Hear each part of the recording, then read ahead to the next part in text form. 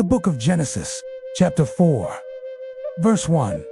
And again, Adam knew Eve, his wife, and she conceived and bare a son, and she called his name Abel. She bare him also another son, and his name was Seth. For unto them were the sons of Adam born, after he had left off to live in the Garden of Eden, which is another way of saying that they were born in the world outside of Eden, outside of the garden. Because if you remember, when Adam and Eve sinned, they were kicked out of the garden, and so now their children are being born outside of the garden. Verse 3.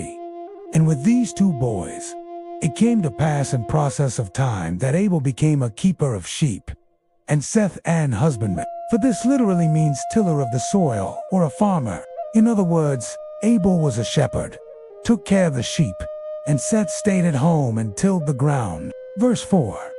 And it came to pass, in process of time, that Abel brought up the firstlings of his flock, and of the fat thereof, for an offering unto the Lord. This was an altar that he built here, a place where he offered sacrifices to God. And this reminds us of Abraham, who also built altars. He built altars and sacrificed animals on those altars. And so did Abel here. Verse 5. And he slew for an offering a lamb of the firstlings of his flock, and offered the fat thereof for a burning. Then the Lord had respect unto Abel and to his offering. Now there is something very interesting here, because we have the word respect. And you might think, well, what does that mean? Well, it means that God accepted his sacrifice. It was pleasing to God. There's some other way to translate this verse. The Septuagint, for example, says, and the Lord looked upon Abel and on his offering. So basically they're re-saying that God saw Abel and he saw the sacrifice that Abel built and God accepted it, because the Hebrew word for respect can mean look. So both meanings fit here. That God looked upon Abel favorably, and that God looked upon the sacrifice and accepted it. Then he had respect unto Abel and to his offering. But unto Cain he had not respect to his offering. What went wrong? Well, let's find out. Verse 6. And in his own little box he brought of the fruits of the ground an offering unto the Lord. Now, why didn't God accept this offering? Well, we'll find out right here in verse 7. And the Lord said unto him, Why art thou so angry? For the word of God says that when someone does something, they do it with a motive in their heart. And we don't know what was in Seth's heart, but we do know what was in Cain's heart, because it says right here in verse 5, But unto Cain he had not respect to his offering, and he was very wroth. So from this, we learn that one could offer a sacrifice to God with the wrong motive. You could do an act of worship to God with the wrong motive, and God doesn't accept that. So if you want your worship to be acceptable to God, what should you do? Well, the answer is right here in verse 8. Then the Lord said unto him, If thou doest well, shalt thou not be accepted? And sin lieth at the door. For it says that sin is waiting at the door, ready to be invited in, ready to enter in. If you do something with a bad motive, then that opens the door for sin to come in your life. Verse 9. And he had no offering received of his hand. Therefore he was very wroth, and he was very angry. And the Lord said, Why art thou so angry? That's what God asked him. Why are you so angry? Verse 10. Then he said, just in case you don't know what Cain means, it means acquired.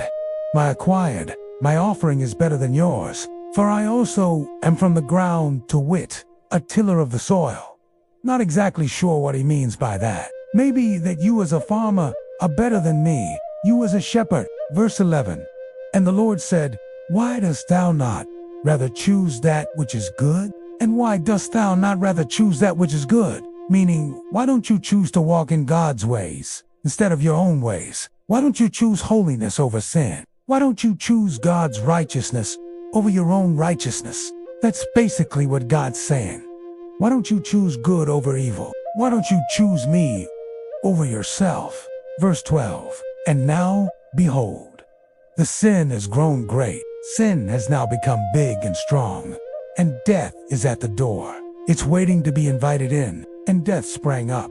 And it's all because of sin. Verse 13. And when the Lord said unto him, What hast thou done?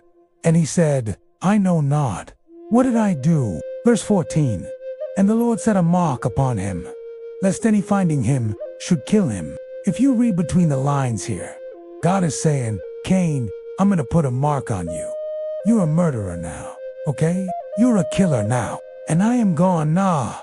Put a mark on you so that anyone who sees you will not kill you because they'll think that they re-killing a murderer. Okay, I'm putting a mark on you, but I'm also putting a mark on the person who kills you. So that's what the phrase set a mark upon him means. And he drove him out from the face of the Lord. So God chased him away, and he dwelt in the land of Nod on the east side of Eden. And this is the first time in the Bible that we have the word east mentioned. So he dwelt in the east side of Eden.